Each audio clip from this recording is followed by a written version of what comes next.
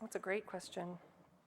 Yeah, I just want to, because you mentioned Charles Taylor, I don't know how many people I would recommend it to because, as you know, it's this makes a good doorstop.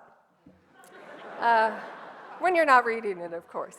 So it's huge, but one of the things that he concludes in that is that secularism is has been the hegemonic master narrative of the age. Okay, so for those of you who don't work with all those postmodern terms, let me translate that. Master narrative is the new word for truth. So every culture works with stories. So every culture has kind of a truth story that it lives its life around. That's the master narrative. And the one in the West was always Christianity until very recently. And he said, and hegemonic just means that they have actually now, that the group, secularism in this case, has actually convinced people who are Christian or religious in other ways to go along with the idea of secularism. Secularism poses itself, and this is from a fairly easy, accessible book by Hunter Baker, which I would recommend. I think it's just called Secularism.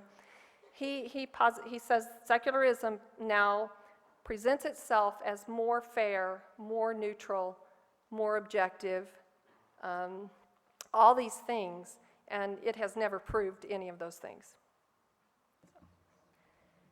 So Hunter Baker, I guess I didn't keep going. I think for those of you who might be professors or budding scholars in graduate school or thinking about it, George Marsden wrote a book called The Outrageous Idea of Christian Scholarship. I think that was a very critical book to me also.